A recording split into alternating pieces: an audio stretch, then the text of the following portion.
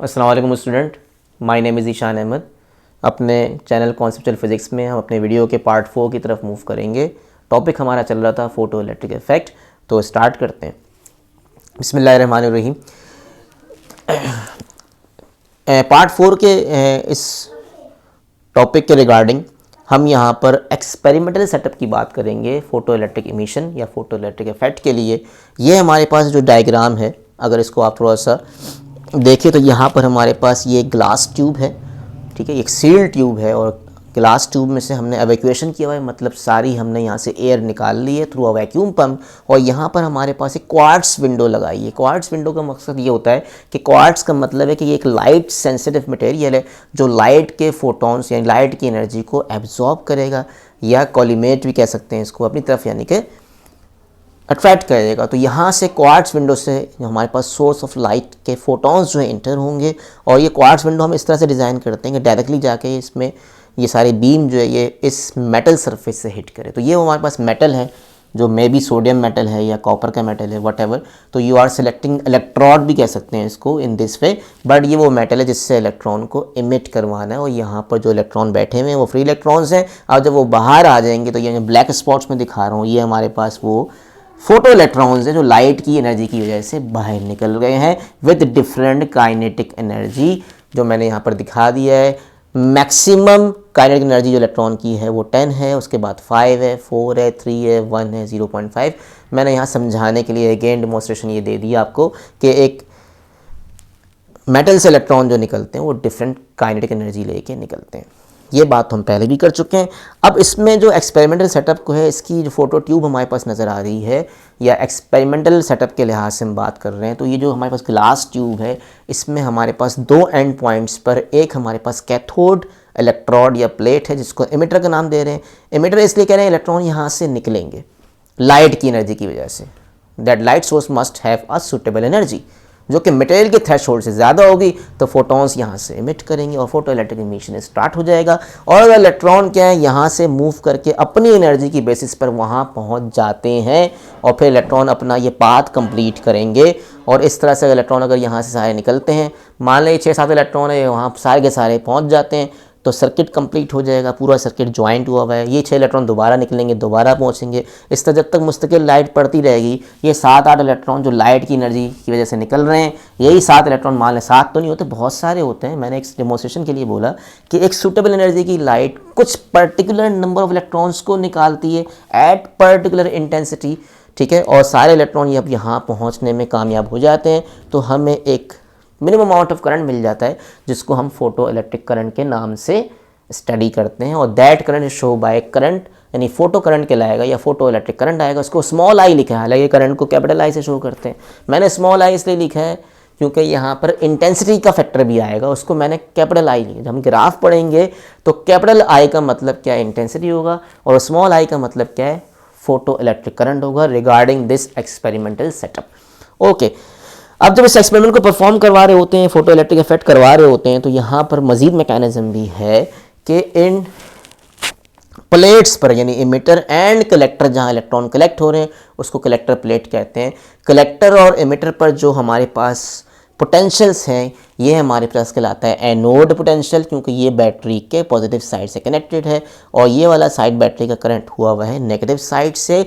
और we can vary the voltage या potential difference, हम वोल्टेज को चेंज कर सकते हैं बाय दिस रियूज स्टेट। तो मैंने मिसाल देने के लिए, आपको समझाने के लिए ये बताया कि ये जो रियूज स्टेट का जहाँ पर ये पॉइंट, अगर थोड़ा सा आप जूम करें तो आपको नज़र आएगा यहाँ पर कि हमारे पास जो है, ये जो हमारे पास 10 वोल्ट है।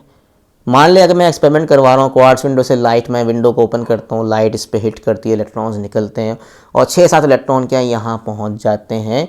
तो इलेक्ट्रॉन वहाँ क्यों पहुँच रहे हैं, बिकॉज इलेक्ट्रॉन के पास यहाँ एक एनर्जी है, और इनको यहाँ पर, यहाँ से वहाँ तक ले जाने के लिए हमने यहाँ पर एक ख़ास तरह का एनोड पोटेंशियल रखा हुआ है।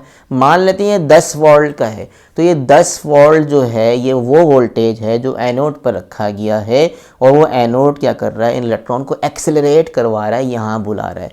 तो स्टूडेंट कहते हैं सर ये वोल्टेज सोर्स अगर ना लगाएं, तो ना लगाएं तब भी इलेक्ट्रॉन वहाँ पहुँचेगा, तो यही तो पढ़ना है हमें। तो हमने यहाँ पर ये रियूज स्टेट क्यों लगाया है, और इसकी रेंज क्या है 0 वोल्ट से लेके 20 वोल्ट तक। तो इसके पॉइंट को जब आगे पीछे करोगे तो वोल्टेज को चेंज कर सकते हैं। तो अभी मैंने अगर फर्ज करें एक फोटो इलेक्ट्रिक इफेक्ट करवा रहा हूँ, मुझे एक suitable amount of photoelectric current मिल रहा है। एमीटर वो डिवाइस है जो करंट बता रहा होगा, वोल्टेज वो यहाँ पर लगाया है, वोल्ट मीटर लगाया ताकि आप कितना वोल्टेज सेट कर रहे हैं उसका रीडिंग यहाँ पर आ जाएगा। तो अगर 10 वोल्ट पे मुझे 5 मिली एम्पेयर करंट मिल रहा है तो इसका मतलब ये है कि इलेक्ट्रॉन यहाँ से निकलते हैं, कुछ पर्टिकुलर नंबर ऑफ इलेक्ट्रॉन निकलते हैं और यहाँ पहुँच जाते हैं और फोटो इलेक्ट्रिक इफेक्ट हमारा परफॉर्म हो जाता है। ठीक है, अब 10 के बाद फर्स्ट करें मैंने 10 वोल्ट से थोड़ा वोल्टेज कम किया, 10 से मैंने हाफ 5 वोल्ट कर दिया, तो जितना करंट होगा वो कम हो जाएगा। हमें ये सोचना है कि करंट कम क्यों हो गया, तो क्या सारे इलेक्ट्रॉन वहाँ नहीं पहुँच रहे, ऐसा कुछ हो रहा होगा। क्योंकि 10 वोल्ट पे अगर फर्स्ट करें सारे इलेक्ट्रॉन वहाँ पहुँच रहे हैं तो 5 वोल्ट पे हो सकता है इलेक्ट्रॉन आगे सारे नहीं पहुँच रहे हैं, कुछ पहुँच रहे हैं। ठीक है, और फिर मैंने वोल्टेज और कम किया, मैंने करते करते करते 0 वोल्ट कर दिया, तो क्या करंट 0 हो जाएगा? हो सकता है। करंट 0 तो कभी भी नहीं होता।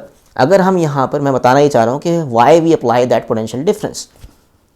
10 वोल्ट पे सारे इलेक्ट्रॉन वहाँ पहुँच रहे थे, 10 से मैंने हाफ किया, जब मैंने हाफ वोल्टेज सेट किया 5 वोल्ट, तो 5 वोल्ट पे भी इलेक्ट्रॉन सारे नहीं पहुँचेंगे। फर्ज करेंगे 7 हैं, 7 में से 4 पहुँच रहे हैं, 3 नहीं पहुँच पाए। हमें यहाँ पर ये समझना है कि 3 क्यों नहीं पहुँच पाए। ठीक है, तो इसको मैं नेक्स्ट पार्ट में अपने वीडियो को एक्सप्लेन करूँगा। फिलहाल मैं सिर्फ ये बताना चाह रहा हूँ कि वोल्टेज की वेरिएशन से ज़्यादा वोल्टेज पर इलेक्ट्रॉन ज़्यादा एक्सेलरेट करेगा, ज़्यादा कलेक्टर प्लेट में जमा हो जाएंगी, कलेक्ट हो जाएंगे, तो करंट का अमाउंट बढ़ता है। लेकिन कम वोल्टेज पे आहिस्ता आहिस्ता करंट का अमाउंट कम होता रहता है। लेकिन अगर मैं यहाँ 0 वोल्ट सेट कर दूँ तो 0 वोल्ट पर क्या होगा, 0 वोल्ट पर भी कुछ ना कुछ इलेक्ट्रॉन वहाँ पहुँचेंगे। वो कुछ वाले इलेक्ट्रॉन कौन से होंगे? That has a maximum kinetic energy. सिर्फ वही इलेक्ट्रॉन वहाँ पहुँचेंगे जिनमें ज़्यादा दम है, ज़्यादा एनर्जी है, ज़्यादा ताकत है, मतलब they have a maximum kinetic energy. तो हो सकता है कि 0 वोल्ट इवन एट 0 पोटेंशियल पर हमारा मैक्सिमम काइनेटिक एनर्जी वाला इलेक्ट्रॉन वहाँ पहुँच जाए, और एक आध इलेक्ट्रॉन भी अगर वहाँ पहुँच जाएगा तो वो इलेक्ट्रॉन अपना पाथ कंप्लीट करेगा और कुछ मिनिमम 1 माइक्रो या 1 मिली एम्पेयर का करंट, हमें थोड़ा बहुत करंट मिल जाएगा। ठीक है, तो इवन एट 0, अब ये जब हम ग्राफ देखेंगे ना वहाँ पर ये सारी बातें आएंगी, तो ये याद रखेगा ये पॉइंटर 0 वोल्ट पे भी सेट कर दिया ना, तो इलेक्ट्रॉन अपनी एनर्जी की वजह से वहाँ पहुँचता है। लेकिन जब वोल्टेज हम थोड़ा सा बढ़ाते हैं तो सारे क्यों पहुँच जाते हैं? क्योंकि वोल्टेज यहाँ पर जो है वो सोर्स है जो एनोड पे पोटेंशियल बढ़ा रहा है, ये पॉजिटिव है, ये नेगेटिव है भाई। प्लस वाला माइनस वाले को अट्रैक्ट करेगा तो इलेक्ट्रॉन क्या हो रहे हैं? एक्सेलरेट करेंगे। They are all the electrons are moving towards that side. अब सारे पहुँच जाएंगे तो करंट बढ़ेगा, और कम वोल्टेज पे सारे नहीं पहुंच पाएंगे। तो इसको हम नेक्स्ट वीडियो में देखेंगे कि सारे इलेक्ट्रॉन क्यों नहीं पहुंच रहे हैं, और फिर इसमें मज़ीद कुछ और बातें भी करनी है जो कि इस एविडेंस में रखी गई, वो इंशाल्लाह हम नेक्स्ट वीडियो में देखेंगे। यहाँ तक आपको सिर्फ ये बताना चाह रहा था कि हम डिफरेंट वोल्टेज पर फोटो इलेक्ट्रिक इमिशन करवा कर डिफरेंट तरह के करंट ले सकते हैं, और बाद में हम जुड़ेंगे इसी कॉन्सेप्ट के हवाले से, हम कुछ ग्राफ्स देखेंगे जो हमारी नेक्स्ट वीडियो में आएगा। ठीक है, तो यहाँ तक रियोस्टेट का मकसद बताना चाह रहा था। 10 वोल्ट से 12 वोल्ट, 12 वोल्ट से 15 वोल्ट का वोल्टेज बढ़ा दें, तो अगर मैंने यहाँ पर ये बात की 10 वोल्ट पे अगर सारे इलेक्ट्रॉन वहाँ पहुँच रहे हैं तो हमें एक ख़ास लिमिटेड अमाउंट ऑफ करंट मिल गया, जो कि मैंने कहा था 5 मिली एम्पेयर का है। वोल्टेज कम करने से करंट कम होता है, वोल्टेज ज़्यादा करने से करंट बढ़ता है।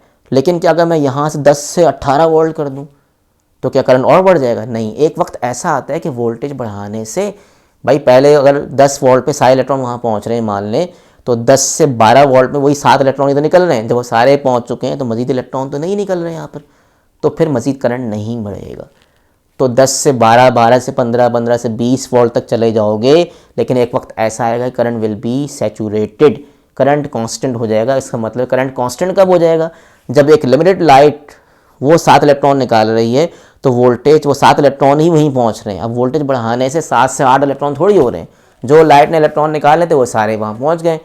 10 वोल्ट तक सारे इलेक्ट्रॉन वहाँ पहुँच गए, तो 10 के बाद 12 वोल्ट पे, 13 वोल्ट पे, 14 वोल्ट पे मज़ीद इलेक्ट्रॉन थोड़ी हैं, मज़ीद निकलेंगे तो पहुँचेंगे ना।